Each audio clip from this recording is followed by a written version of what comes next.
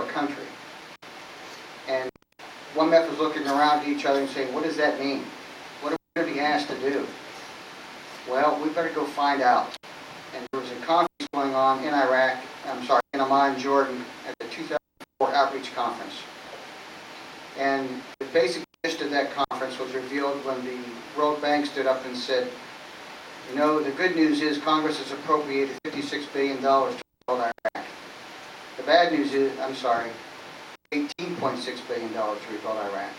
The bad news was it was going to cost $56 billion, and the delta had to be made up by the private sector. The light bulb goes on is that we need to get the private sector involved in Iraq for us to be successful. Of course, the private sector is one of our partners that we need to get involved.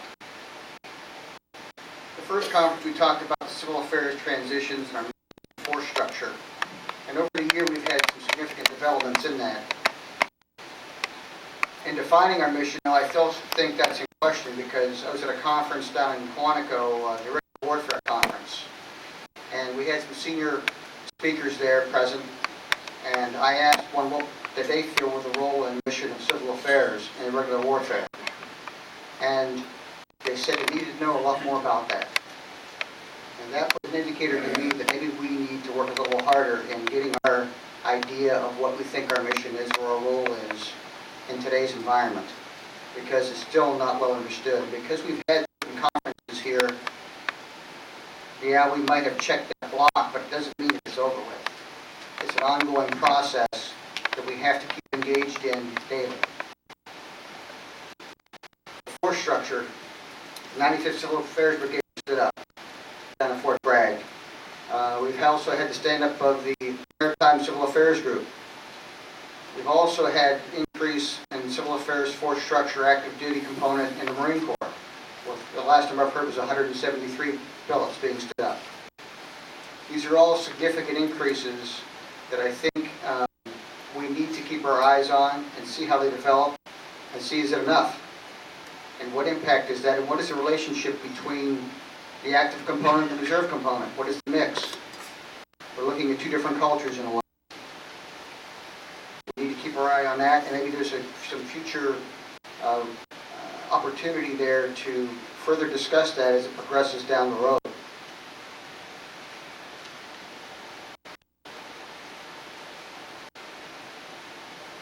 Goals and missions was the second topic, and I continue to think about that. And one of the roles that I think we might possibly play, that we would discuss this and think about in the future, there are many of us in the military who are very trained and educated to plan for the engagement of combat power. But how many of us are thinking about the conservation of combat power? As General Pace pointed out a few months ago, he said our combat power was getting strained to the point where maybe we could not engage in another operation at that point in time in some other distant point in the world that would be affected. Might a role of civil affairs be to facilitate the conservation of our combat power by facilitating successful integration of our partners in these types of operations, such as the interagency, such as the private sector, such as the NGO community, such as the university community at large.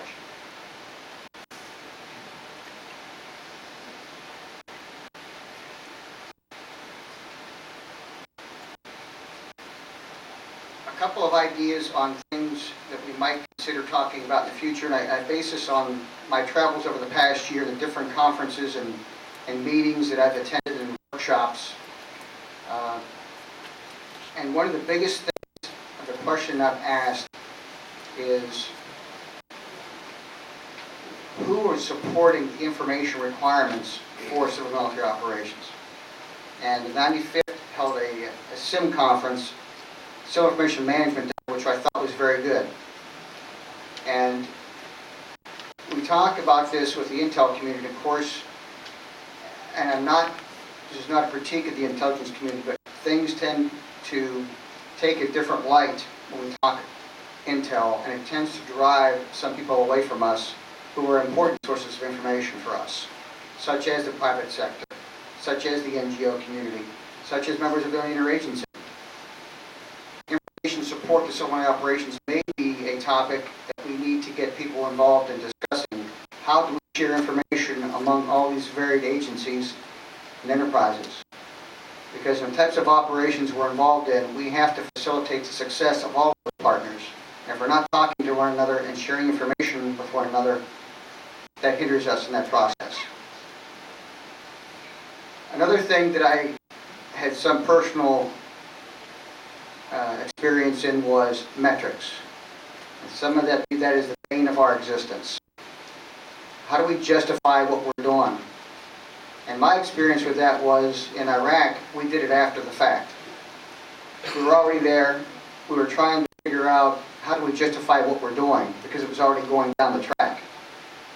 And does our metrics, does it match what the unit next to us is doing, or the next unit above us is doing, or the metrics here in Washington?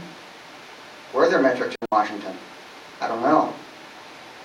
But we were working with at PKSOI with the U.S. Institute of Peace and looking at the metrics situation. USIP has a very good program there on metrics, led by Mike Jake. And we at PKSOI have adopted that system of trying to define what it is we are doing before we even go into it.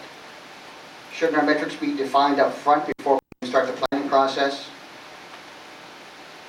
And when we find that end state, we should be able to articulate that both in the verbal and written mode. If we can't, then maybe we haven't thought enough about why we're doing something or why we're going into a place. Shouldn't we know the end state that we're trying to get to in the realm of security and major lines of operation, security, economics, governance? And a new area that's been opened up to my eyes is environmental. I hadn't thought about that until I attended an Africa conference up in Carlisle about 3 weeks ago. In equatorial Africa, the rising temperature is having a pretty significant effect over there on water resources. What about deforestation? Have we experienced that before in Haiti? It's now happening in Africa as well, some of you may know. How about soil erosion? What issues is this going to cause geographical combatant commanders to deal with that we as civil affairs practitioners ought to be looking at now and coming up with some courses of action, some metrics? If we can't define in the metrics and have a way of measuring it,